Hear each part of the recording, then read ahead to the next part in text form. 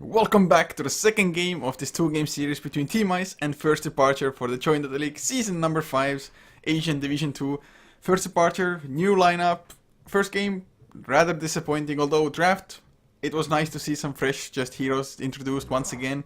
For example, the Ursa, but this time around, we'll see if they go for something different again and maybe make it actually work as well. But we're HeflaTV, I'm Coucher, once again joined by Mike Lores.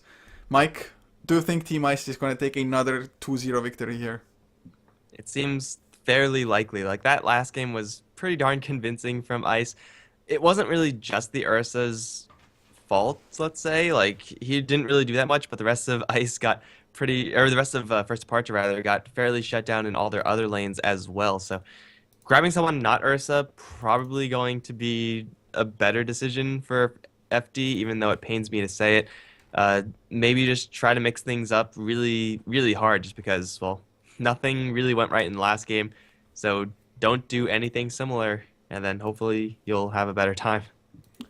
Well, looks like the bans are fairly the same at the moment. I think Troll Warlord plus maybe the Axe was banned by First Departure last time. Not entirely sure about the Axe, but...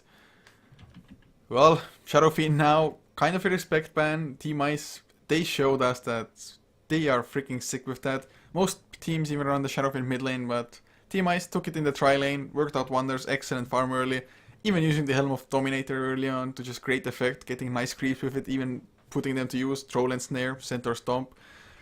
So this time around Team Ice won't have that one, nor will they have the Troll Warlord, two heroes that they've shown that they can definitely handle, but the opening might still be fairly similar to game number 1 to be honest for Ice, just Tidehunter plus something. Never mind, Tidehunter banned by themselves. Well, it seems like these teams just have a lot of respect for that Tide, and well, the Ravages last game were overall decent. Like they had hit a couple of people every single time, except for that last time when it didn't hit anyone, but that's fine. Uh, they were dangerous for sure. He did fairly well in lane, so he was a decently played hero. That being said, banning out the Tidehunter means you're not banning out the Axe. And I would say in general, you should be more scared of the Axe, just because he has a lot more uptime with threat. It's definitely so. I think it's like one of the highest uptime heroes with the threat there. Just every 10 seconds when the Berserker's Call is maxed out, you can blink in, or well, your blink cooldown is longer than the Berserker's Call. So you might as well go in, Berserker's Call, hope to get a dunk in between to get that movement speed and then go with that without using another blink dagger.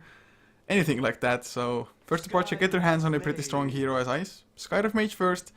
Tidehunter unable to be the second hero, but I guess if they want to get an offlaner straight out, they might go for a Clockwork, quite possibly Cogs into Mystic Flare.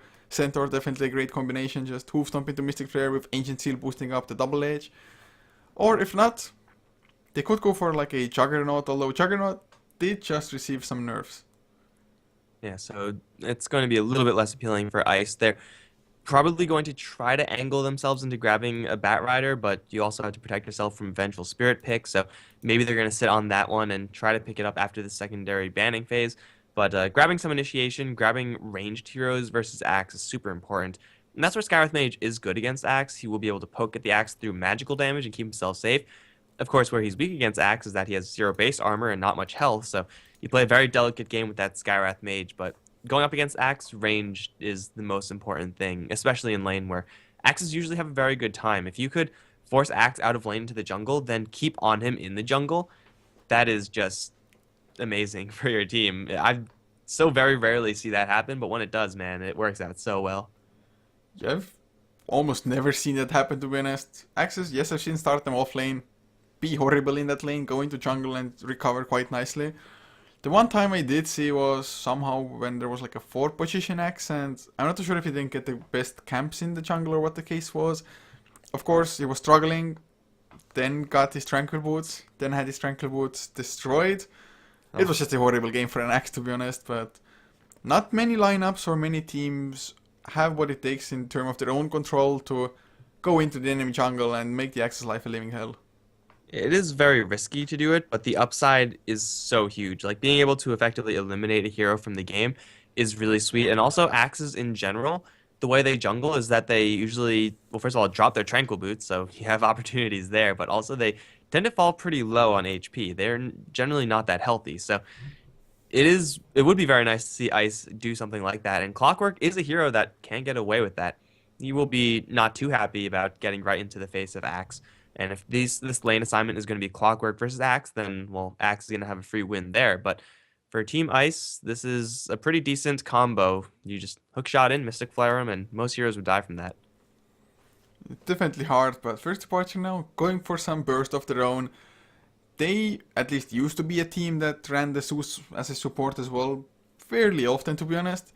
This time around, they have the flexibility still to see how the draft progresses, if the Zeus would be able to handle whatever mid laner Team Ice will have, for example. But Zeus this early on, I just think that probably could have been picked up later on as well. Highly unlikely that it would have gotten banned by Team Ice. I don't know if there's ever a situation where, as a drafter, you're like, okay, well, here, I very clearly ban out the Zeus because that's a very problematic hero. Like, unless you're very clearly choreographing that you're going to be going for like a weird global strat, which is not actually a thing, then Zeus is going to be getting through to the second, probably even the third phase. So if you really want that hero, you could sit on him and get him later. And there's not really many game plans where Zeus is really like the centerpiece. He will always be able to participate, but you could easily replace him with, well, any other high burst hero. So not really sure about this Zeus pick as far as the priority they place on him, but it is a very reasonable hero. He does do a lot of damage, and it's a good hero at sniping out those weak heroes. And when you have an Axe jumping in to bring everyone low with a couple of spins, then Zeus can easily clean up from there. Oh, most certainly so, and it's, I guess, a pretty decent just mix of physical and magical damage for now for them. Axe just counter helix purely physical. Has some magical as well, I guess, especially if you miss the Culling Blade, it's gonna be some form of magical damage. Or not some form, but some amount. Team Ice though, going for a Storm Spirit, Lion for example, not banned out, so first departure if they want to, that could be their support now. Excellent up against the Storm Spirit, or well, excellent in pretty much against anything. Lion is just that strong of a support hero, and a little bit weird that it took so long for teams to notice that. But, well, we're not gonna get the Lion. Instead, a Night Stalker. Well, first departure, they keep on surprising, and I'm glad for it. All right, so their first time with the kind of weird hero in that Ursa didn't really work out at all.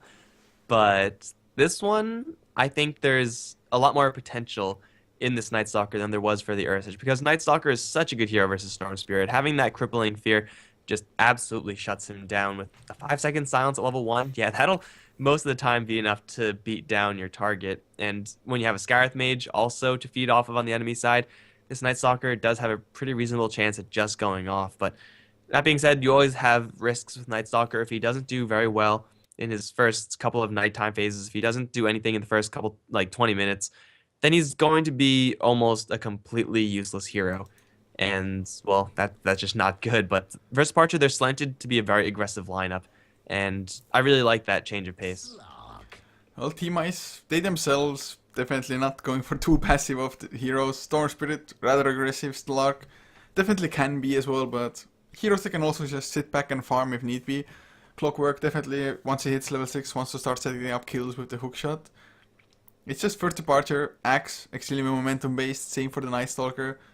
They're gonna have to pick the rest of the two heroes so that their lanes wouldn't lose, because if first departure lose the lanes, that might just set up an easy win for Team Ice in general. Yeah, Night Stalker, not really the strongest laner. He is rather tanky. But aside from that, he has like Void to kind of control it, and that's about it. Zeus can go towards the mid lane expecting Storm Spirit, and that's probably the most reasonable lane matchup for first departure. Their Axe wants to go up against the Clockwork. That's pretty much a given. So what do you actually pick up to support this Night Stalker? Because he really wants solo levels of experience. That's when he gets to be his strongest. So you need kind of hands-off heroes, but you need heroes that can also be aggressive. That's a very narrow pool. That is hard indeed. Maybe they're gonna go for like a Zeus mid, Night Stalker safe lane, pick up possibly like a center off lane, send the Axe jungle and get another support.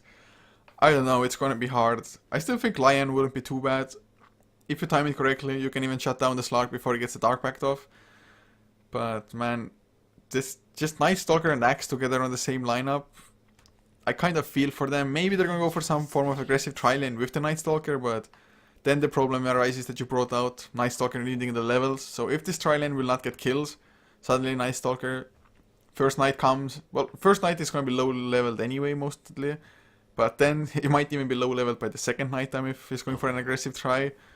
I don't know what to expect from their laning.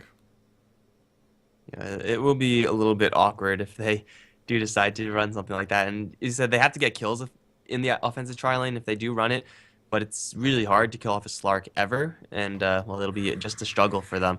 It's gonna be an anti-mage ban out from Ice. That is actually very peculiar. Maybe they're expecting support Zeus Venge supporting random carry hero X down towards bottom lane, having Night Stalker mid, Axe off lane, which would be reasonable for a first departure actually. That might actually be what they want to do, but if it is going to be that defensive tri lane, I'm pretty sure it's not going to be a super late game hero like an anti-mage or a Spectre or anything like that. It seems like going for more of a mid game play is preferable here. It would make sense, but Anti-Mage, I think Team Ice ran a Storm Spirit up against an Anti-Mage yesterday as well. They did win the game in the end, but it was definitely a little bit harder than it otherwise would have been. Just because Anti-Mage, even with a level 1 Mana Void, does so much damage to a Storm Spirit. But Team Ice now, Shadow Shaman pick up as the last one, getting some push, some lockdown of their own of course. Lanes, I'm not too sure if it's going to make them a hell of a lot stronger, but I mean, Shadow Shaman isn't too weak of a laner by any means. And first departure, they do have a means to stop shackles on any one of their heroes if really necessary, so that's one nice thing for first departure. But I still, first departure, how the hell are they going to lane this? Maybe this fifth hero will give us a little bit of clarity, but for now, for their sake, hopefully they're going to make it work. They might go for like a Dazzle, possibly run dual lanes. Night Stalker Revenge safe, Dazzle Axe off lane with Zeus mid lane, something along those lines. I think the Dazzle is reasonable here. Like, it is, of course, going to depend on Zeus going to a core role, which at this point I'm pretty sure they have something that's very clearly in mind. That is not what I expected that they had in mind. Well, I guess I'm kind of right in that it is not going to be your turbo late game carry like a Medusa or a Spectre or Anti-Mage. But Legion Commander, much like the Ursa, is a very feast or famine hero. Oh well, it's first departures lineup. It's just greedy. I don't think there's any way to put it other way. Just because everybody needs farm, everybody needs levels of them. Even in support Zeus, it can work out, but if you don't get the level 6 for an extended period of time, your lightning bolt will only get you so far. Oh god, well at least they have the lockdown, the silences, everything to deal with the Storm Spirit possibly, but do they have what it takes to shut down a Storm Spirit and a Slark during the same time in the same fight? I don't know. It's going to be really, really rough, man. They have to have perfect positioning or have the Night Stalker just, have his pick of who he wants to go for. And that might be possible, but for first departure, I really want to say that they have, an amazing draft and they have a really good chance of winning because it really is a perfectly crafted draft and its strategy fits together. They're going to have to rely on just like really, really chaotic, hectic fights where there are many small scale engagements going on. And that in itself is hard to get, but Night Stalker is a hit or miss hero, Legion Commander is a hit or miss hero, Axe is very solid, but if you look at Team Ice, all these heroes are just extremely solid, and the Slark and Storm Spirit are going to be demanding crowd control from first departure, which they, might not have at all points in time.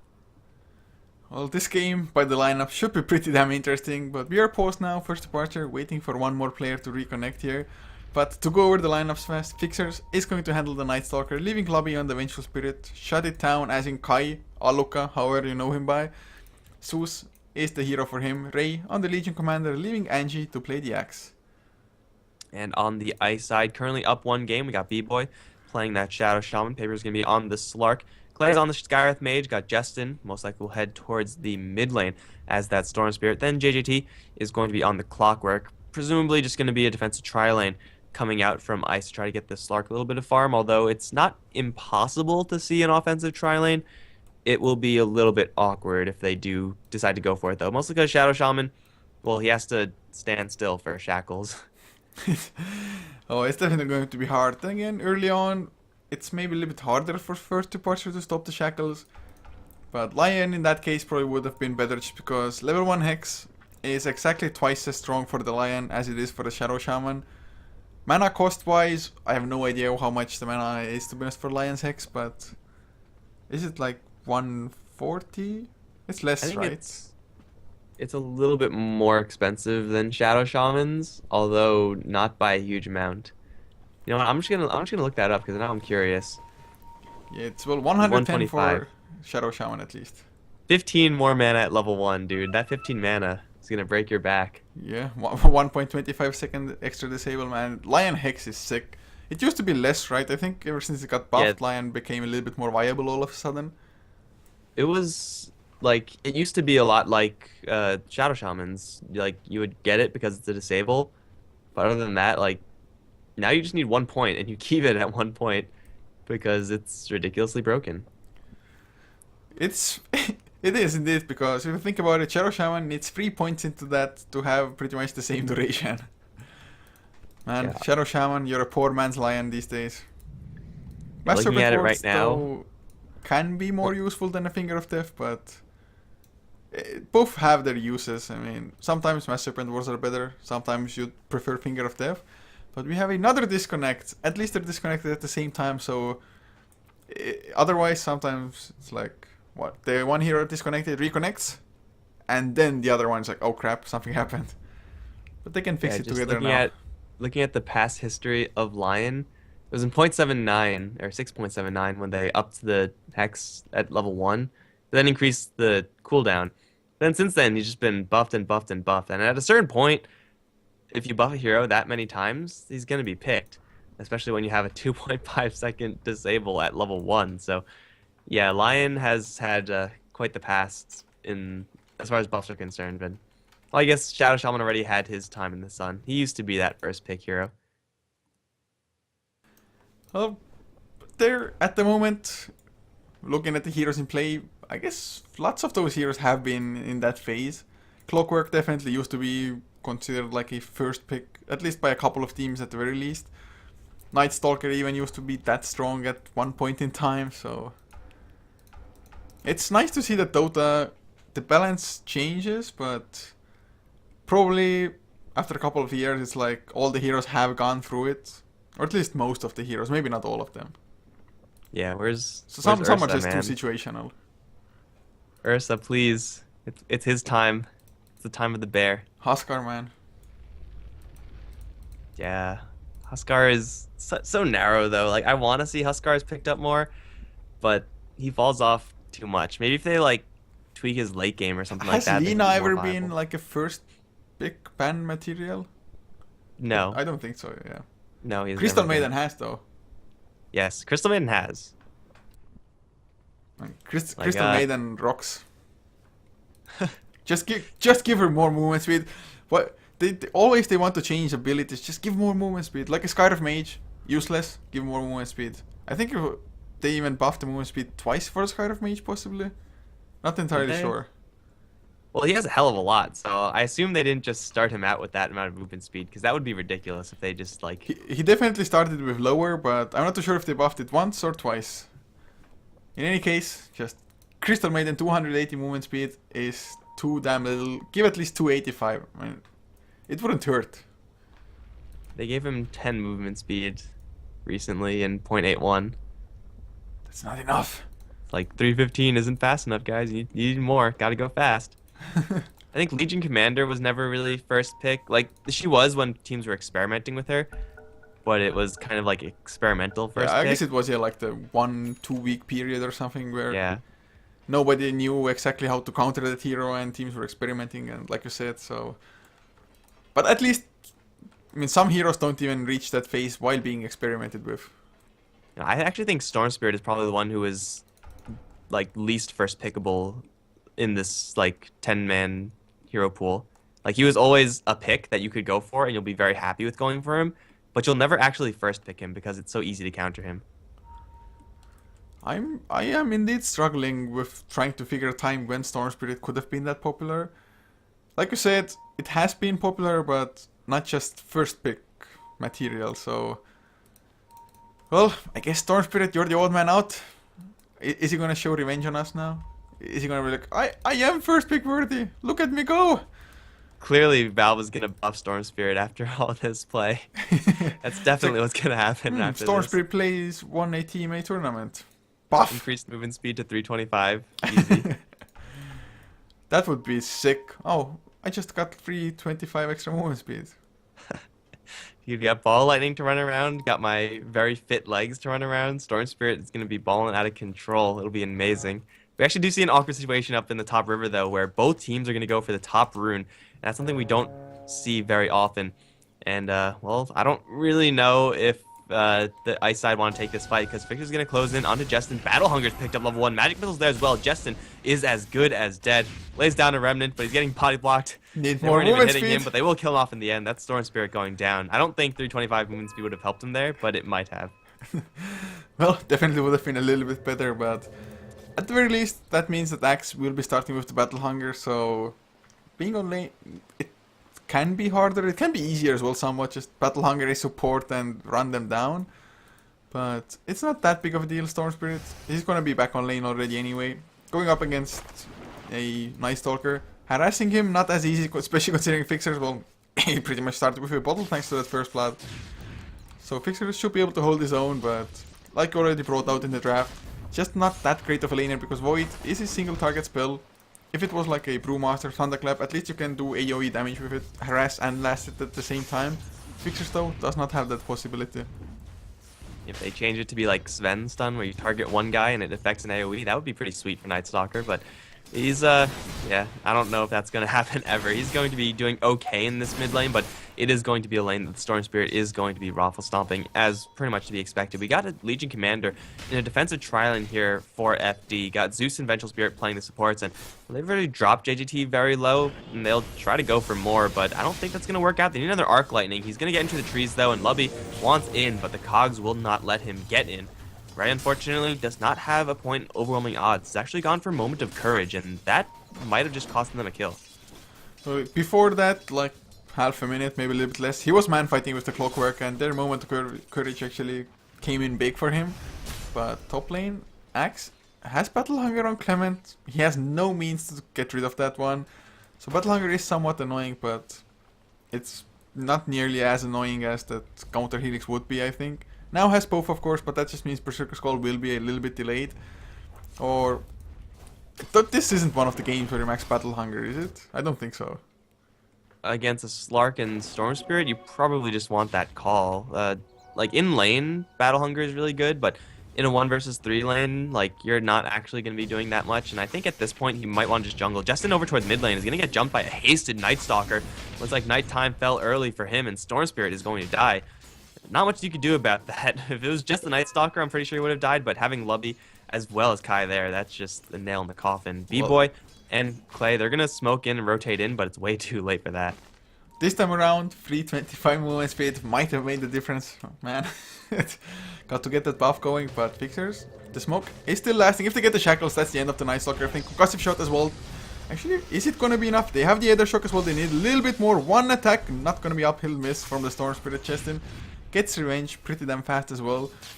Justin has died twice already level-wise. 4.5 Night Stalker, slightly behind. So nice rotation in the end anyway. I guess maybe the Storm Spirit dying made Night Stalker think that the gank isn't coming, or at least made it less likely. So I guess the timing was pretty perfect from the supports in the end anyway. Yeah, maybe luring him into a slight false sense of security, and well, that slight slip-up is going to mean the death of the Night Stalker, and you really don't want to die as Night Stalker, well, ever, ideally, but before your first nighttime phase, you need to get as much golden experience as you possibly can. And every single death means you have to buy another TP scroll, means you have to either do that or walk to the lane, and you're missing CS while you're dead at the same time. So Night Stalker is, especially in the super early stage, going to need everything he can get. So if they kill him off one more time, then Night Stalker is going to have a very, very slow nighttime phase.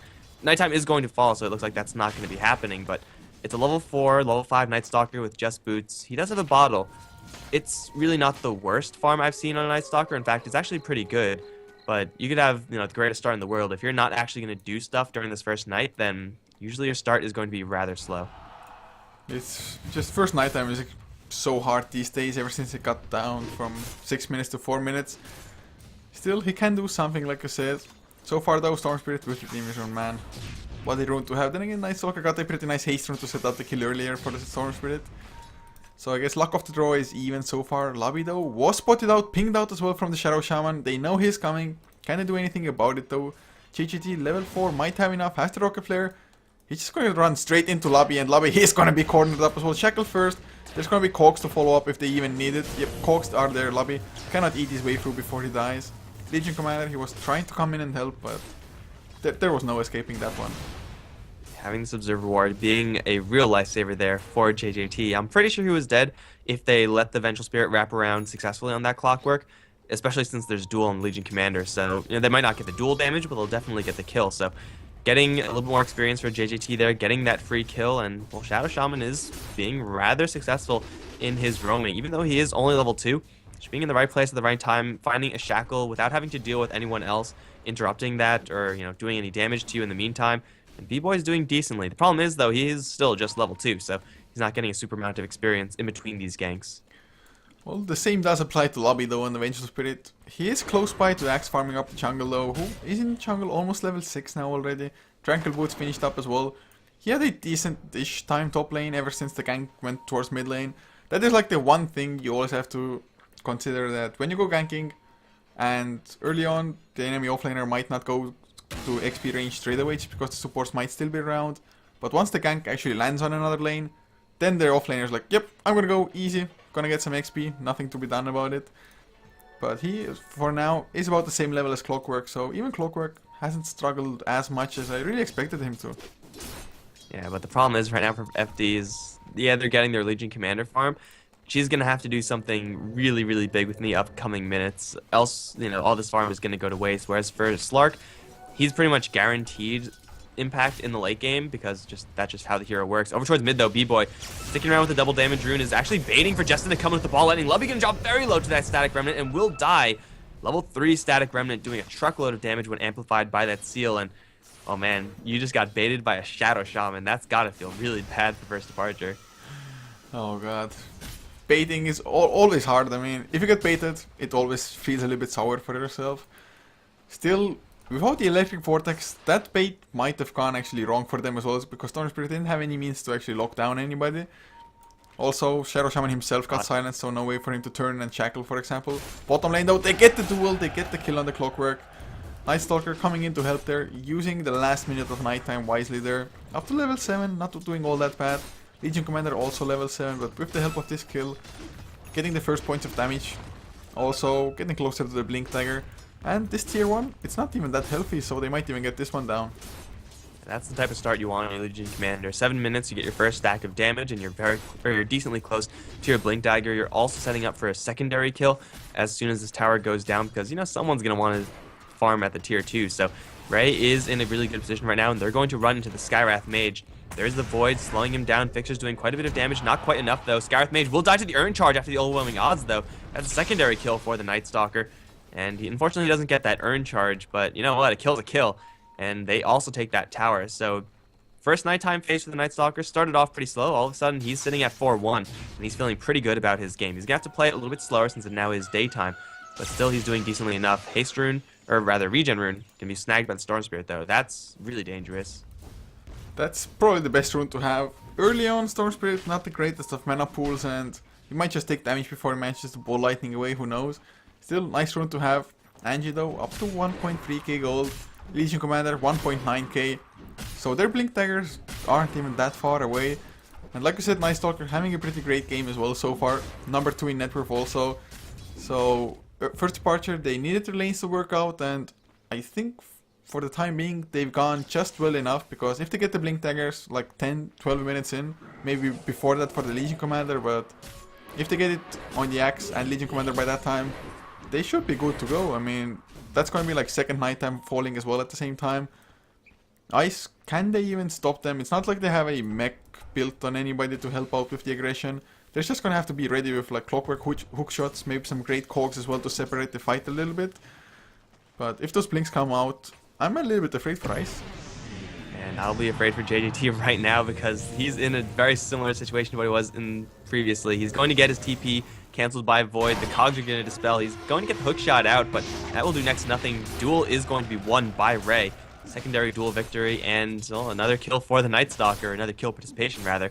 That's going to be the Blink Dagger for the Legion Commander, so next time they don't even have to deal with those cogs. This is looking really bad for Ice in this game as the Night Stalker going to move over towards the mid lane, diving a tier 1 tower because you only YOLO once.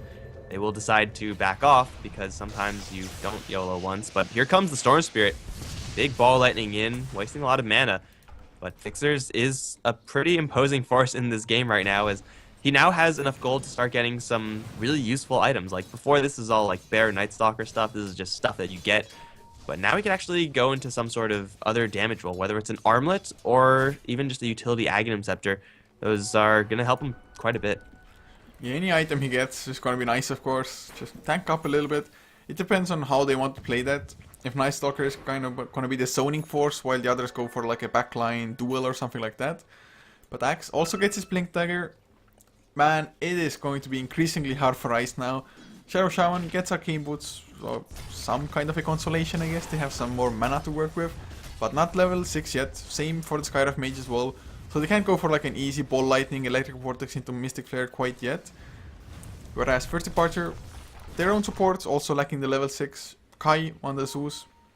I mean, it would be so easy to win duels, to be honest, if he had the Thunder God's Wrath as well. But there's the Blink Berserker Skull, catches Paper Slark. Is he gonna be durable enough? Doesn't look like it. The dunk, Angie couldn't get it because of the Ancient Seal. Does die in return in the end. Icicle, probably gonna go down, or Clement rather. Skywrath Mage does get dueled up.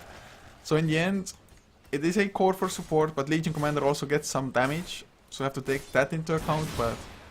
Man, Slark, I was so certain he's gonna die, but the Ancient Seal screwing the axe over. Yeah, and the fact that the Berserker's Call is only level 2 at this point, so the duration isn't quite long enough. In a different world, maybe the axe is a little bit more lucky, gets another spin. That's the death of the Slark, but unfortunately in this world, for the axe, he will die and Slark will get away to survive. But for First Departure, it's not actually too terrible, because their Legion Commander is now up to a pretty insane 30 damage, 11 minutes in. This is much further than where you want to be at any point. B-Boy is going to get jumped in the mid lane. This time, the axe is going to get his dues as Shadow Shaman is going to take a fall. In First Departure, man, you were talking about that timing before when they had all their Blink Daggers. Nighttime is just about to fall. And at this point, like Ice, they are ill-prepared to deal with this aggression. Maybe if they get Ray down up on top, it would be nice, but Justin's going to get caught in a trap, dueled up after Magic Missile, and he's not even going to get a single right-click in. JGT going to get in onto Lubby, but there's two other heroes he has to worry about. Swap out, Lubby's going to bring Ray into this cage, and looks like Ray is powerful enough to deal with this. Paper is going to jump right in, drop very low, has to Shadow Dance. Ray's already going to collect one kill, though, as Kai is going to die to that Slark. Lubby also going to die to the Skywrath Mage, who is going to, well, clean up one, but here comes Angie. He's going to get hexed up immediately. Here comes the Night Stalker from the back of the end, though. Everyone and their mom is here. An Icicle is going to die soon. That's the death of the Skywrath Mage. B-Boy going to try to hide in his Serpent Wards as if they were a tower, but unfortunately, they're just not strong enough to deal with Victor's Blink forward, and that's going to be yet another kill. Paper's still alive, though. Ray going to fight to death. Dunked by Angie, but they're stuck in a corner, and the Serpent Wards are still firing. And it looks like that will be almost everyone dying. Angie is going to die as well. He's no, he's going to be fine. I don't know why you don't just sit there and wait to blink out, but he's going to risk it and walk through it. But he does live. And ultimately, pretty much everyone dies except for the axe. What a crazy fight. Those Mass Serpent Wards, had they not been there, it would have been just easy team wipe. First Departure would not have lost the Legion Commander. Night Stalker would still be alive as well, I think. So thank God for the Mass Serpent Wards for B-Boy, but Ice, they lost most of the heroes before they got the XP for the kills themselves. So that's a little bit unfortunate for themselves. And then in the First Departure, still coming out ahead. Legion Commander up to 40 points of damage just gained from the duels. Next time around, gonna be 18 or 14 points of damage per duel. Also, we have a Blade Mail soon enough. So Mystic Flares, for example, I mean, usually if you think like, oh yeah, he duels, he's gonna be vulnerable himself as well. But Blade Mail suddenly makes it so that even if you Mystic Flare him, you might just kill yourself. Or at least, maybe not kill entirely, but get yourself pretty close to death. Man, so this Legion Commander is so very far ahead of where Legion Commanders usually are, and as we said before, it's a feast and famine hero. This is clearly going to be a feast game for her, and Night Stalker also doing very well for First Departure. The downside of FD is that their late game isn't really that high. Again, Slark has been getting quite a bit of farm. They have to worry about that down the line. But as long as they keep up this aggression, then they're not going to let it get to a super late game stage. They're looking for initiation down towards bottom. They will fail in doing so. Thunder God's Wrath, I believe, just used for not much of anything, but they take a tower, and now they're going to look for a fight down towards bottom. They're actually going to catch JGT in a duel, try and TP out. Capitation will get Legion Commander all the way up to plus 54 now. My God, this guy's going to be hitting like a truck. This bottom lane tower is also pretty vulnerable now that it is still nighttime. I think the Thundergust Wrath was used purely for that, to scout out how many heroes were bottom lane and where exactly they are. The cogs were nicely placed, managed to pull back or just push back the axe, but not enough for the Legion Commander as well. Double Blink Daggers, a little bit too much mobility for them. And look at their positioning. Night Stalker wants to get the quitter, will get it down, might pay the price. Hexed up, Electric Vortex, nice swap though. Look at Justin, he's so low on health all of a sudden, no silence. Lobby still keeps on going, he needs a little bit more, but Justin will survive for now. Night Stalker goes down to Papers, coming in with the Shadow Blade. But Mass Serpent was down, Ray silenced up as well. Angie farms up a couple of those as Hookshot in the meantime used. So this time around, First Departure go in a tad too deep. They get the quitter kill, so they get some nice gold from it, but in the end, don't think it was worth it. I think the Night Stalker was okay trading his life for that courier kill, which at this point I'm not sure if you should be okay with, but it just seems like he dragged the rest of his team into a team fight that they really didn't want to participate in. Like, the Axe and the Legion Commander were kind of late to that party, and you really need these two heroes if you're going to be fighting. They have Blink Daggers, so they'll be able to reinforce fairly quickly, but just not fast enough. So, First Departure deciding to dive a tier 2, getting walled off by these wards, not helping either. Still, they're not in a super terrible condition right now, as they are going to look for JGT off to the side. Here comes the Blink Duel. That's going to be a little bit more damage for the Legion, now to 68. And they also do see Justin off to the side. So, well, Ice, they're just bleeding out heroes all the while. So this is still looking pretty good for First Departure, though. Unfortunately for them, it is now daytime. But Night Stalker, of course, has his reformed ultimate, and they actually do have their sights on Papers. He's being stalked by an Invis Rune Axe. Oh god, Papers is just dead right now. There goes his head. Nighttime is going to fall once again, and this aggression is not going to stop, as Justin is going to run into a Vengeful Spirit. And Magic Missile, not quite there. He's going to get pulled back first. He's going to go up to the high ground now. Kai is struggling to get that lightning, but the call does land. And now here comes the Legion Commander for some extra damage. That's going to be the death of the Storm Spirit. Can't even get the kill on that Venge. And this tier 2 tower is all of a sudden in a lot of trouble. And they still have 3 Urn charges as well to just keep on going. Maybe a couple of heroes might be a little bit low on mana, but that shouldn't be enough to just dissuade them from pushing in like this. Man, the aggression is just massive. Darkness will end soon enough. It was the ultimate of Night Stalker used, but it's... Is it 20 minutes for the next nighttime, really? 4, 8, 12... Yeah, sure. Yes. Man, it's gonna be a pretty long time then. But I think they're gonna be fine. They're so far ahead already. Claiming it here 2 here as well. Legion Commander keeps on just growing up the net worth, getting the damage stolen. Up to 2.7k gold now. Do you go for like mass out damage? Do you go for like a Desolator to help out with both kills as well as pushing? Or do you go for more defensive like an AC for example? Maybe a BKB even? I think it really depends on how much dual damage you have, and that will determine what kind of item build you go for. She has so much dual damage that she could afford to go for a rather defensive item, and still she will be able to truck people because she's all the way up to plus 68. So yeah, she does have a lot of flexibility in her item build right now, and it's going to be up to her. But I think if you're going to be going for a health build or a survivability build, this is definitely the game to do it. Ice, though, they're not really going to be slowed down too much by this. They're going to be going to the Roshan pin. It looks like with the Serpent Wards dropped, it will be a Roshan for them. Although it's not really going to be too fast, and I'm pretty sure by the time they actually kill off this Roshan, their top lane is going to be under some pretty serious heat. And it is pretty slow indeed. Just so used to seeing Roshans with the Vengeful Spirit help out there, Medallion of Courage, Wave of Terror. But there's no Medallion even on the Vengeful for now, but still nice to have the Aegis on the Storm Spirit. It's going for that Bloodstone as well. With the Aegis, it's a little bit easier for you to gain charges rather than lose them. Even has double damage now as well, so if they find somebody, they might get some easy kills, but... First Departure, apart from the supports, nobody is really an easy kill. Night Stalker, pretty tanky, so is the Axe, as was the Legion Commander. So you're gonna have to go for the Zeus or the Vengeful Spirit. Other targets though, bursting them down, I mean, even with the Mystic Flare might be a little bit difficult. Yeah, so it's going to be a tough game for Ice moving forward. They need this Slark to do something with his Shadow Blade, which is currently revealed to First Departure. However, it hasn't actually done anything. They're going to hookshot into Fixers. This is a very valuable kill if they can take it. And with the Mystic Flare, they should be able to. Although Fixers is rather tanky right now, is going to man-fight JJT. Here comes Angie to try to help the Night Stalker. This bolt will not be lethal either. That's going to be one kill for the Axe, and Night Stalker gets to live. It is so very rare that you see a hookshot Mystic Flare combination fail to get the kill. And, well, Angie came in at the perfect time, and not only do they get the kill, but they also are keeping up the pressure up towards top lane. They do lose the tier 1 bottom, but it's well worth it getting the kill. Probably getting a better trade in towers as well on top of that.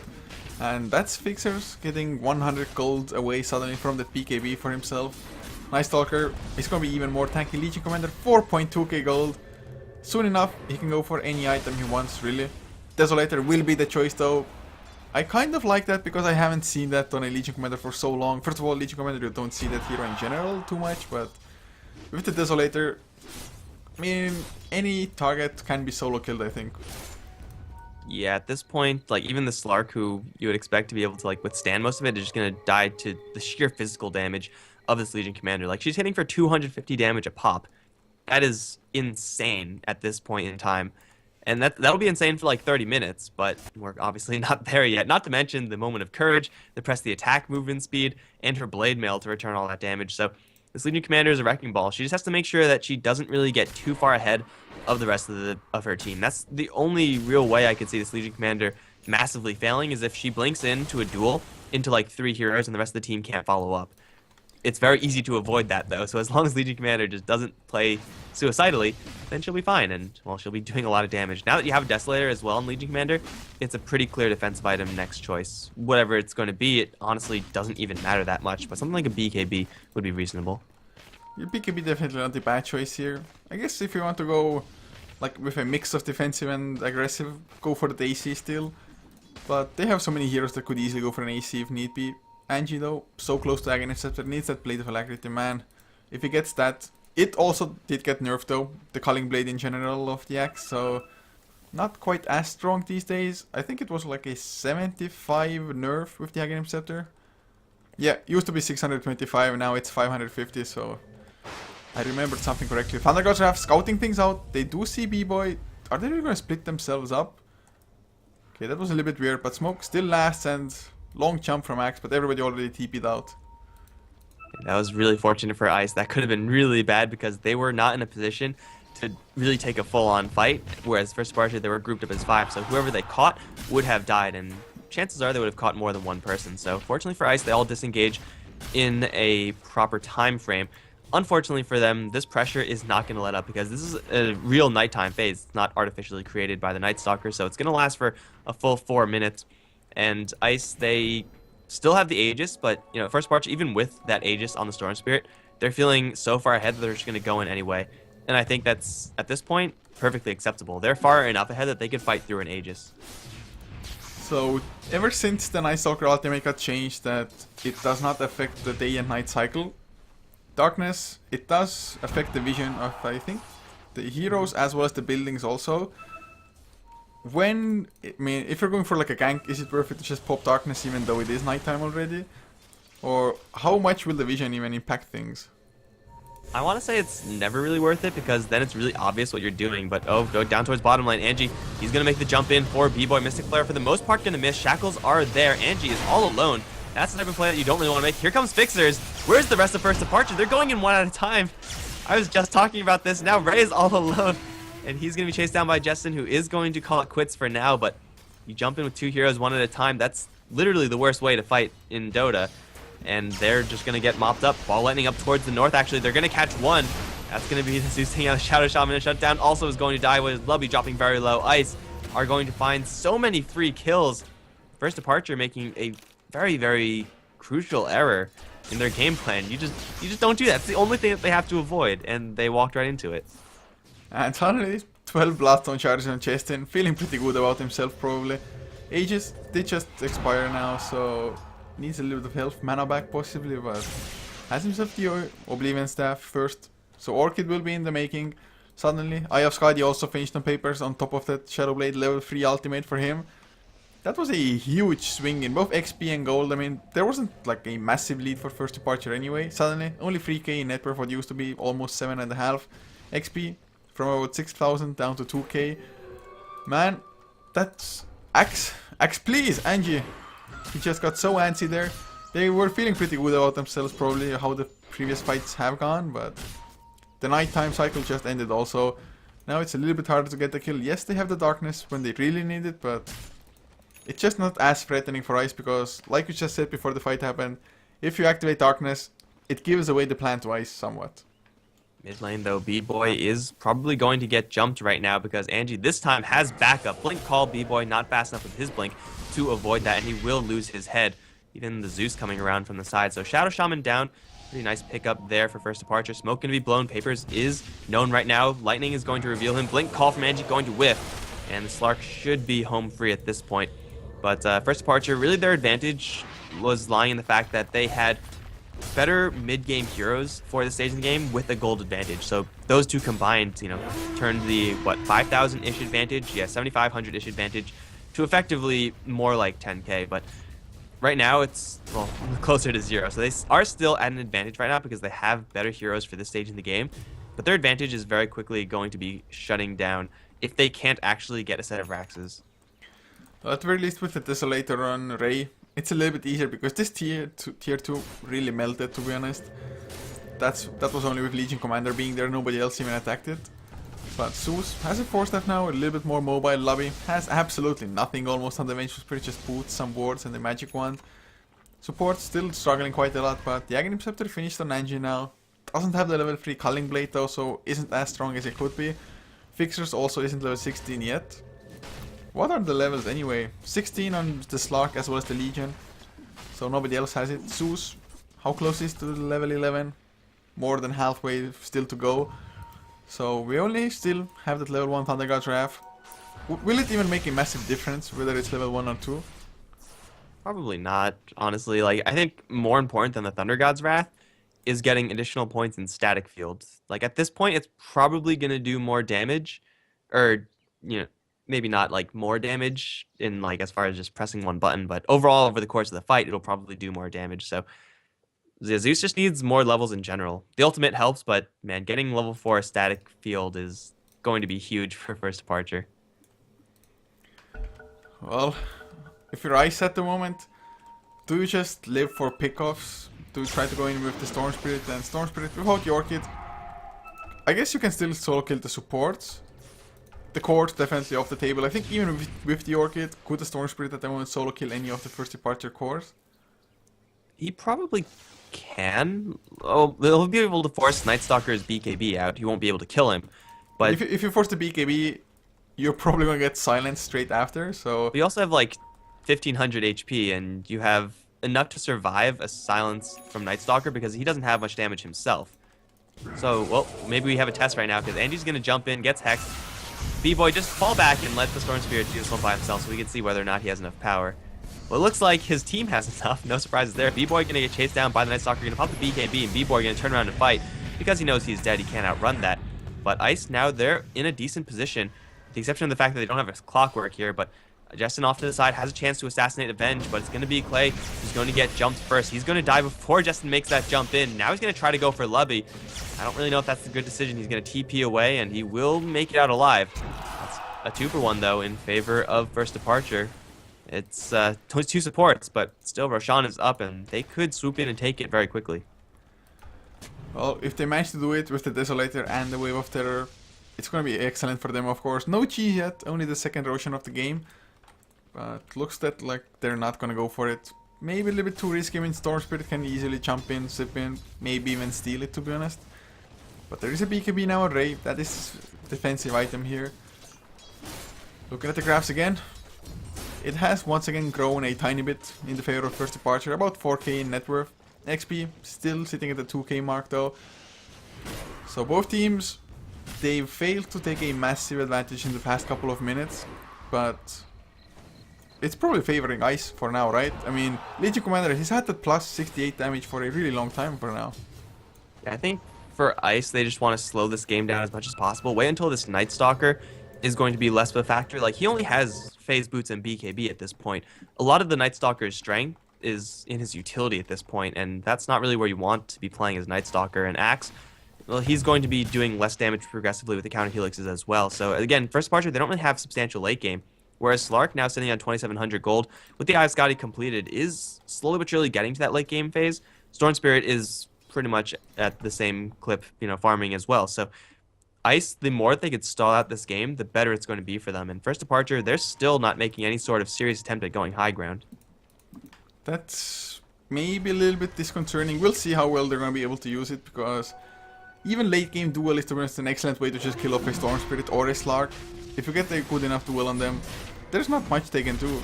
I guess you can buy back and try to come back when they don't have cooldowns. Something like that. But Roshan is gonna go on with the Desolator. No Wave of Terror even used yet because it's still on cooldown. Thunderguard Draft, just to make sure how close Ice is. They should be able to claim the Aegis, but are they gonna get jumped afterwards? Hookshot now. Where's the hookshot? Not gonna happen. They're gonna go for an illusion, but Storm Spirit, he was just on a completely different lane. Otherwise, I think Ice would have still possibly forced it, but without the Storm Spirit, there's no point for them to fight. Yeah, if they had everyone there after seeing the duel being used on that illusion, that might have been an opening for Ice to actually make some sort of play. But they're still smoked up for a little while longer, and they see Fixers up towards top.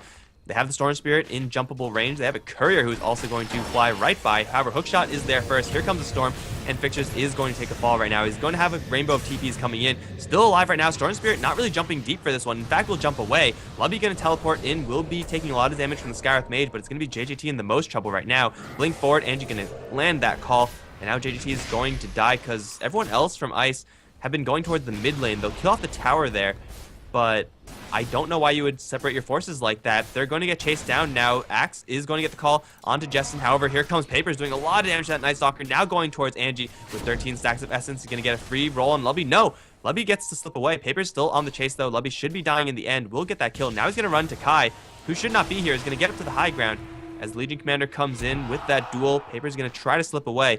And I think the Slark will be able to. Needs that duel. Can't find him. And that is going to be the end of the fight. But Ice, they could have gotten so much more done if they just put all their heroes up on top lane instead of awkwardly splitting their forces like that. That was definitely awkward. At least they get the 2 kills in the end, so Papers cleaning up a tiny bit there.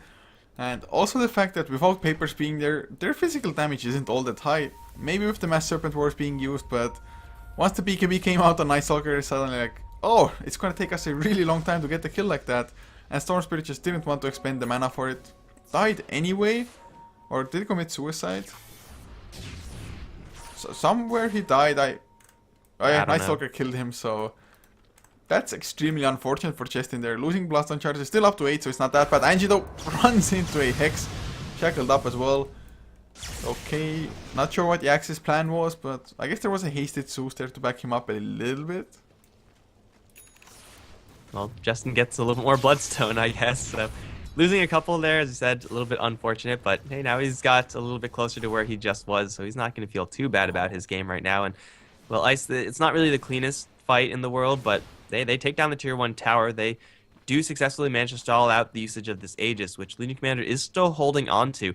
But at this point, I don't know if First Departure could actually get value off of it. They're going to want to, like they want to try to, but the Axe is down and they cannot fight without their full 5-man squad. So Ice have another, 30, 40 seconds at the very least where they don't have to worry about this Aegis. And how long is it going to be up for? Still quite a while, but Ice, they have stalled out for about as much as they can. And at a certain point, you can't stall it for any longer.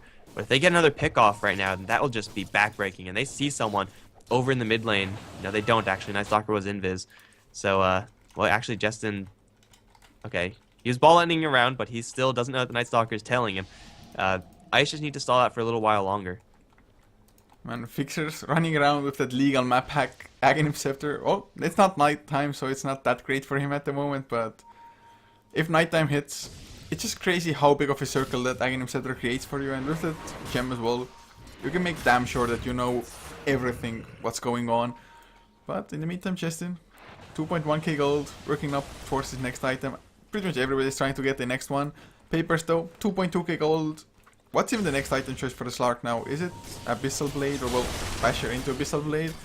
Or could he even consider something else? I guess Monkey King Bar isn't necessary because nobody has evasion by now. You have Crippling Fear, Mischance. I don't know if you're going to be wanting to fight through that, though. So, yeah, I feel like going for some damage is probably going to be his best bet. Basher is usually the logical progression there. But First Departure, and you were talking about that legal map hack range. I don't know if I've seen a better counter to a Shadow Blade Slark than a Darkness Night Stalker with Gem.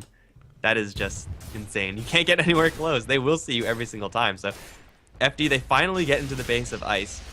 But will they be able to do anything? They're going to jump in, land a call onto 2. Angie going to try to drag them away, but the Serpent Wars are in a perfect position right now. Angie getting hit with the Mystic Flare, plus the hookshot. Lubby swaps him out, but now Lubby's in a little bit of trouble. He will go down. JDT being chased down by the Night Stalker, and he will be able to survive as Justin running low on mana right now, but he has enough to kill off, shut it down. That'll be 1 kill. Papers looking for another. He's going to run into red. That will be another for the ice side. That's going to be 4 down so far. Night Stalker is going to slip away, but Legion Commander probably not as lucky because she's going to respond right into a Shackle, right into a Storm Spirit, and a Slark.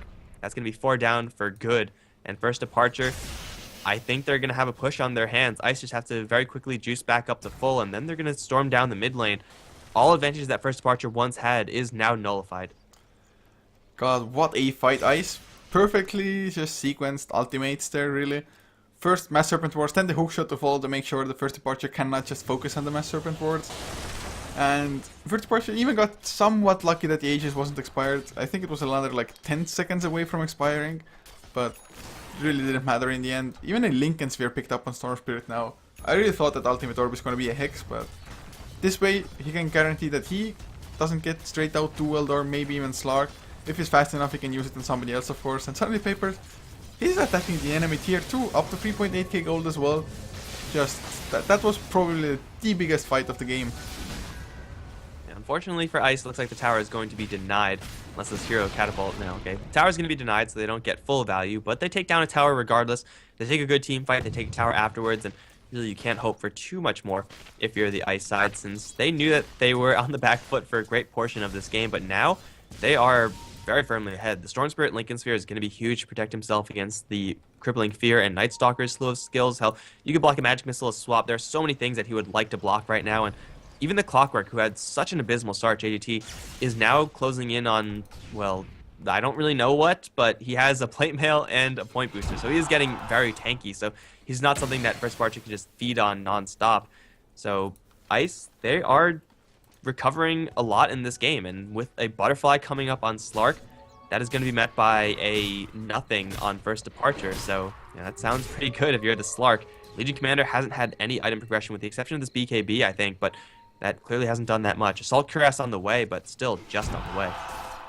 Yeah, and I'm not too sure if he even... Oh, never mind, has the plate mail already in the inventory as well, so he's pretty close to it. Needs another like 430 gold for it only. Otherwise, if it had just been the Hyperstone and suddenly he sees the Null Talisman or the Finsta Butterfly Slark, he's like, oh crap, I'm never gonna have my Monkey King bar now. But they kind of need it because this Slark, having the Shadow Dance, I mean, it's just so hard to kill him by this point. He's pretty damn tanky. And last time around as well, First Departure, they started with a beautiful Blink Berserker's Call, but they couldn't follow up on the same spot. And the Blink Berserker's Call isn't half as effective. I mean, yes, you can drag them slightly out of position, but if the ranged heroes, for example, they're not going to be following you all that much before the duration ends. You really want to be able to just stand your ground where your Berserkers call them, but just that wasn't the case. I don't think a duel was used either, really, there. So, I mean, do they themselves don't feel confident enough to go for like a really hard dive, or are they really hoping to just get a fight outside the dire base? I mean, at this point, First Departure know that they have lost most of their lead. They have an Assault Cuirass actually completed by the Legion, so that's where all their gold is going. They still have so much pick-off potential, though. Like, whenever you have a Night Stalker, you have that. You have a Legion Commander, you have an Axe with that Culling Blade with Aghanim's upgrade, so they are looking for these solo pickoffs, and that can get them right back in the game. A pickoff or two into the enemy base they go, and suddenly they're up Raxes. And at that point, yeah, they're still not in the best position in the world, but they will be at a workable position. But until that pickoff actually happens, it's just them stalling out and letting Ice get more and more ahead. First Departure, do they have any smokes? That's going to be pretty important right now. They don't have any. It's, oh man, an 8-minute restock on that. Do they have any on their heroes? Oh, they have one on the Vengeful Spirit. They're going to have to use this smoke to try to get something going, because if they don't, then they're just going to fall behind by such a huge margin. Man, it's definitely going to be hard, because Night Stalker, early on, yes, he was strong, was able to chase people down with just Void and attacks. Although, he does see JJT, so they might be able to kill off this Clockwork here, go for like a little sneak attack. There is, of course, Papers close by as well, which he does see coming from a mile away, because, well, Night Stalker, Chem, Aghanim Scepter. Shadowblade, no Shadow Dance, so Slark is going to realize something's wrong there. Well, it took him some time, but he realized just before First Departure's backup made it there. So nicely done by him. There is also in the meantime an Aghanim Scepter picked up on B-Boy. So the wards will be a little bit stronger, also not that far away from level 16 as in level 3 Mass Serpent wards. So those are going to do a hell of a lot. I mean, already with the Aghanim Scepter being level 2, that is a 50 damage increase per Serpent ward. Yeah, pretty much gives you double Serpent wards, which is pretty darn sweet. And if Shadow Shaman can keep using these Serpent wards to chip away at the first departure base while at the same time keeping himself alive, then, well, Ice, they're going to be turning their lead that they have right now into something that's actually tangible as far as killing off structures. And, you know, best case scenario for Shadow Shaman, he ends up grabbing a Refresh Orb, in which case his backdoor is going to get out of control. But he's getting a lot of gold right now. The rest of Ice, though, they're smoked up and they're positioning themselves around first departure. This is going to be potentially a really sick pincer, or they're going to go into Roshan. That is incredibly risky from Ice. This is probably First Departure's best chance to make something happen, because they do have that map hack from the Night Stalker. But it looks like Ice, they will all back out. And the Slark and the Storm Spirit, they're going to be feeling pretty safe. Shadow Shaman has to be a little bit more careful. Well, Thunderguard's Wrath was just used now. Maybe they feel like they even have enough time to go for Roshan, because it's going down pretty damn fast. They're going to get it. Aegis and Cheese is going to be theirs to take. Only got minus 12 armor from the Assault Cuirass as well as that Desolator, so it's very easily done.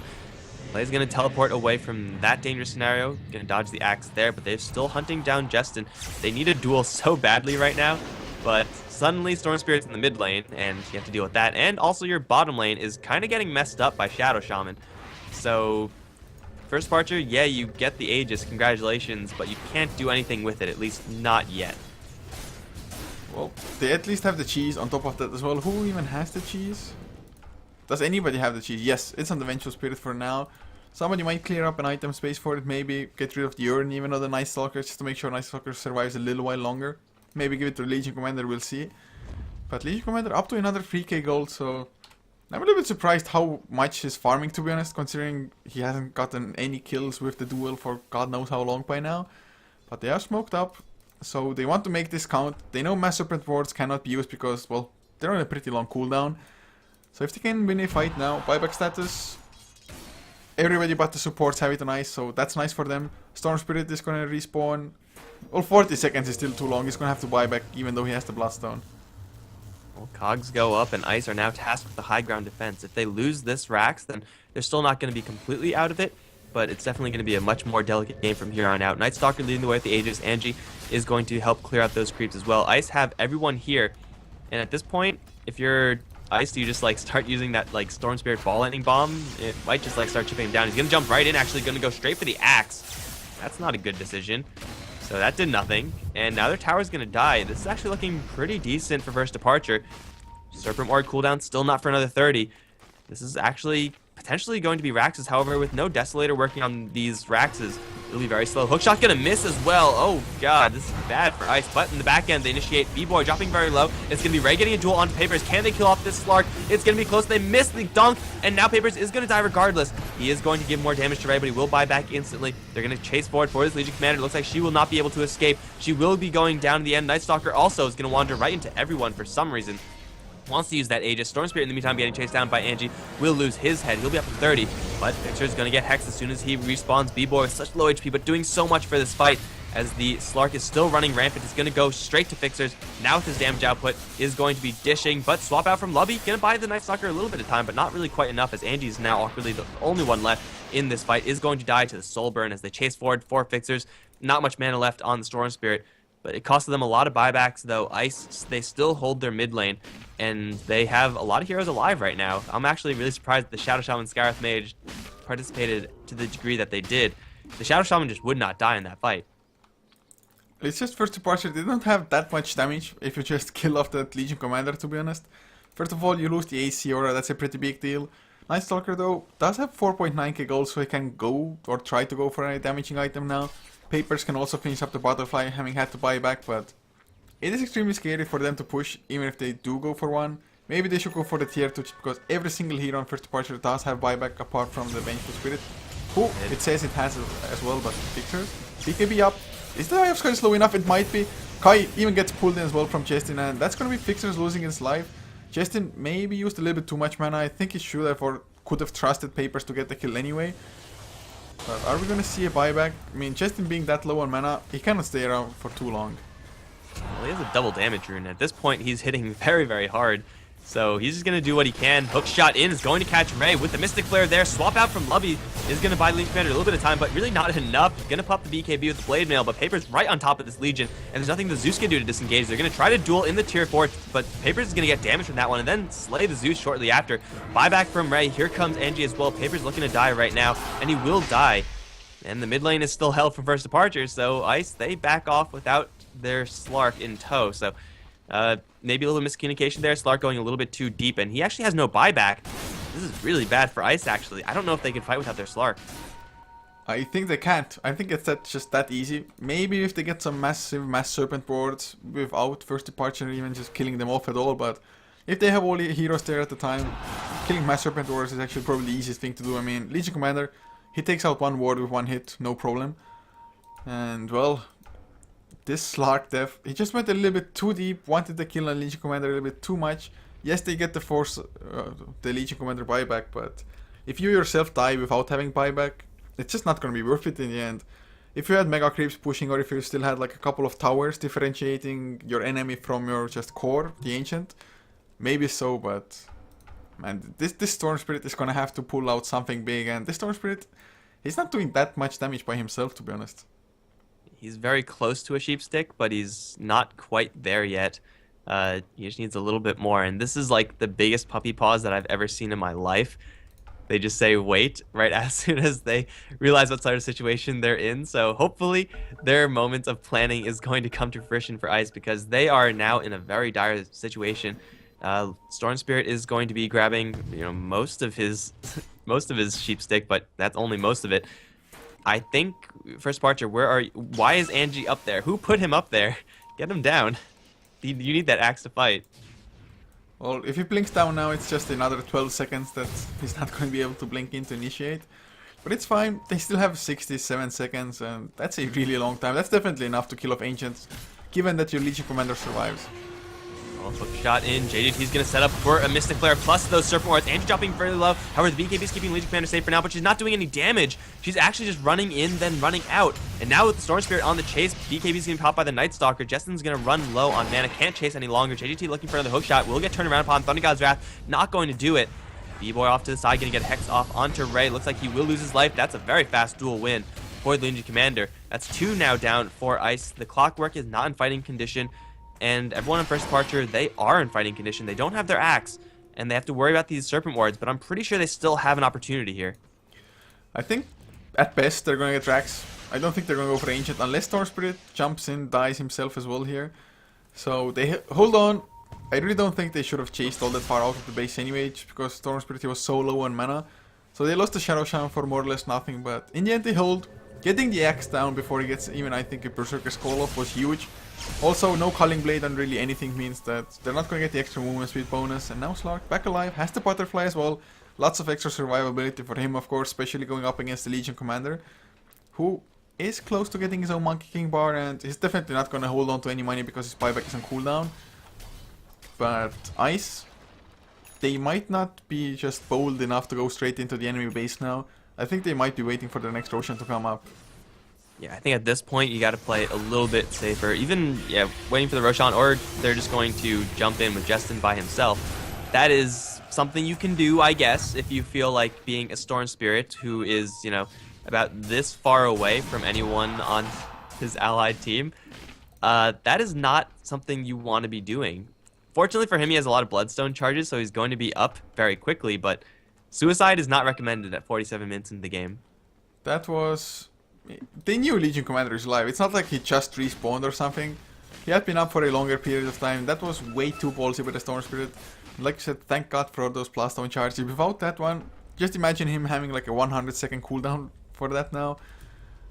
So, enemy Night Stalker has Vladimir's Offering. Hell yeah! That's gonna swing the game. Oh man, it's pretty nice for the Legion Commander, of course, getting the lifesteal going. It might be like the turning factor in man fighting the Slark, at least when he gets his Monkey King bar as well, which he has enough gold for. So Legion Commander with Monkey King bar and the backup of the Vladimir's Offering, it's probably even going to be enough to man fight the Slark, I think. Oh yeah, for sure. I didn't realize that she got herself all the way up to 122. She was on like what 64 or 68 or something for such a long time, but a couple more dual victories and all the way up to 122 now. So Legion Commander now right back on that damage train with not only her duel but also that MKB completed lifesteal as well, hitting for like 500 a pop. Are you kidding me? That's ridiculous. Of course with Vlad's aura, that is going to be there, but man, Legion Commander is doing a lot of damage. And Ice need to kill her off, but we saw in that last fight, Legion Commander popped the BKB, which was only at 5 seconds at this point, ran in, did nothing, realized her BKB was running out, then ran away. So she actually needs to hit things if she's going to be using this damage. Yeah, and if she manages to blink in and duel up either the Slark or that Storm Spirit with even like one hero helping out on first departure, that should be easy kills when he's hitting for 500 a pop, especially if he has pressed attack activated on himself for the extra attack speed. But they are pushing themselves up somewhat aggressively. Nighttime isn't there, but they have a darkness level 3 if necessary. If Ray gets jumped with a Hex though and dies, that just might be GG. Yeah, this one is a bait though. Axe is nowhere nearby. Angie, you probably should be with the rest of your team because you can't afford to fight without your Axe at this point. You need that extra disable at the very least. Hookshot angles being lined up. They're going to connect onto the Night Stalker. Serpent Ward's going to get dropped, and well, once again, the swap from Lubby's going to keep his ally safe. Legion Commander looking for an opening right now, but it's going to be shut it down to also die. Here comes Angie, not going to unleash the call though. He's going to get onto 3, but where's the follow-up? Ray has to walk himself in, going to get the duel onto Papers, and that might get him a little bit of extra damage, but the hookshot stun is going to go through that. Ray's going to get bumped back. He is going to go down. He does not have a buyback either. Storm Spirit's still alive. Going to chase forward for Angie as well as Fixers, and this is looking really grim for first departure. Axe going to buy back. Arcane Bolt going to chase down the Night Stalker. Won't quite be lethal, but they will instead settle for both the Vengeful Spirit, trying to go for her and Axe at the same time. Lubby's going to survive for a little while longer, but will die to Clay. An ultra kill for the Skywrath Mage? Are you kidding me? He got all of them? Okay, well, Skywrath Mage is going to be collecting huge. Only Night Stalker and Axe to live. But the Legion Commander, with all that damage, just didn't do anything. First departure, they take a really, really botched up fight once again. They just needed a little bit more of the help from the other heroes, but they do get the Electric Vortex onto Angie. Does get the Berserker's Call off, but might still die here. Probably will die indeed. So Justin, they get another kill. Nobody has buyback. Zeus will be alive soon enough, but the push isn't all that strong for Ice, to be honest. They're going for the kills rather than getting the objectives just because, well, that's easier for them at the moment. Getting heroes down for 100 seconds. It just buys you the time to push up, even if it's slow. But yeah, it's just Legion Commander. He got the duel off just on the same second that the Shadow Dance ended. Did a lot of damage, but then the hookshot came. That hookshot, giving the just couple of seconds of breathing space for the Slark, made a difference. And Slark died in the end anyway, but Legion Commander, I think had he just gotten the kill on Slark uninterrupted, he might have even gone on others with the lifesteal of the Vlads. But now they're just losing racks after racks, although this late into the game, this is the slowest racks I've seen. Yeah, for sure. Like, unfortunately for Ice, it was their Slark to go down. Nope, Shut It Down's going to jump to the back end, trying to go for the Skywrath Mage. He'll end up feeding his life, though. That was probably not worth it. Raxes will be taken in both bottom lane and mid. If Justin had, like, a Desolator or any damage item on the Storm Spirit, this would be Megas or something, or very close to it. Top lane tier 2 is still alive, but still, it's Ice breaking through the fight. They take 2 sets of Raxes, and first departure, do they have any more chances in this game? They probably have like 1 or 2 good fights left in them, but even at this point, if you're Ice, you could just say, okay, B-Boy, you win the game as a Shadow Shaman for us. Just backdoor them a couple times. And first departure can't really leave their base. Well, Ice, they have to take care of one objective. They have to get the tier 2 tower down. Well, I guess they don't have to, but it would just make their life a little bit easier. It would open up another source to just end the game by, going for the triple racks. But Aegis on the Storm Spirit now still had the space for it. Might even go for Boots of Travels, up to 6.2k gold. I think Shiva's card wouldn't be too bad of a pickup. Is there anything else that might be better for the Storm Spirit at this point in time? You go for damage? Do you get like a Daedalus or an MKB or something? Or probably not an MKB, but like a Mjolnir or something? Like, just so you could do something with all your survivability with the ball lightning? I mean, I guess it's viable. You might somebody get an AC for the team. Who knows? Of course, Storm Spirit probably not the best hero for that, but Shiva's card is like decent armor against Legion if need be, but damage might also be fine. Just to make sure that if Slark does die once again to a duel like that, at least you have some backup damage there if everybody else on first departure should be alive at the time. But them having Blast on charges, the Aegis, the Cheese as well on Slark, and there being almost no buybacks, only the Night Stalker having it for first departure. Ice, they should have this game in the bag, but we more or less thought the same about first departure at some point in this game. Yeah, they just really struggled in breaking up that high ground, and Ice, they're going to barrel down up towards top. Serpent Ward's going to be reserved for the tier 3s, I'm sure. And first departure, they're going to post a defense near the tier 2, which is potentially a little bit more risky, but it might catch Ice a little bit off guard, but no, not really. They're going to ball landing in, instantly hex up Angie. They're also going to zone out Ray, while Angie is going to be dropped down in the meantime. Angie and Fixer's going to try to do it 2v5, because the rest of the teammates cannot jump in because of those cogs. Serpent Ward's going to be dropped. They just don't have enough damage output right now. Justin, though, has a lot of mana plus an Aegis. Swap out from Lubby, going to get himself into the fight, but also going to get Fixer's out, more importantly. Angie's going to get 1 kill with that dunk. Paper is struggling to connect onto any of his hits. He's going to latch with the pounce onto Angie. Should be getting this kill as well. That's only going to be 1 casualty so far. Storm Spirit off to the side, going to chase forward for a couple more. He's going to collect 2 more. Night Stalker also is going to be chased down and killed off. That's 4 down for first departure, and that was as beautiful as a fight you could possibly ask for Ice. Separating the enemy team so that it was pretty much a 2v5, and it's pretty hard to lose from there. Well, I do got to hand it to first departure for being extremely tanky. It took them a really long time to just give up and die. Also, the hookshot was blocked by a blinking Shadow Shaman who blink hexed. I think it was the Legion Commander, but the hookshot landed into the Shadow Shaman because of that. But even so, like I said, just perfect split of the team fight. The Cogs, they were at such a tactical position there as well. So first departure getting off to a pretty great start with the Night Stalker, Legion Commander specifically, so unable to finish up the game. So Ice coming back, winning another series 2-0. I mean, if they keep on going like this, I mean, they've taken out now first departure. They've removed Execration as well, 1 versus them, 2-0. Is there anybody in this Division 2 to stop them? It seems like the answer is no, and these victories are pretty convincing as well. Maybe not as much this one, but dealing with the Night Stalker Legion Commander opening, it's hard to deal with that early on, but Ice are looking to be on the top of this group, and that just means that they have a slightly higher chance for Division 1, so fingers crossed for them. But this was also, I believe, first departure's first set in their group, so maybe they just need to get warmed up before they really get going. Yeah, that might be true. From what I know, it was their first game indeed. But guys, this will be it for the day for us, so thank you so much for tuning in, supporting us, as well as, of course, join Dota League itself. Hopefully you enjoyed the games, as well as the casting both, and if you did, be sure to check out HeflaTV's Facebook and Twitter, HeflaTV for both, for more content from us. And if you like the casters, it's at Coucher for me, at Mike Loris for my co-caster. And Mike, any last words? Well, congratulations to Ice, and I'm pretty sure they're going to be on an unstoppable spree, but we'll see if anyone else can step up and try to take some games off of them. Anything can happen. Anything can happen indeed, especially in Join Dota League. I mean, just no 1-1 result, that's always something happening already. But guys, this is gonna be it as said before, so just a couple of songs to finish up the stream, and have a good one.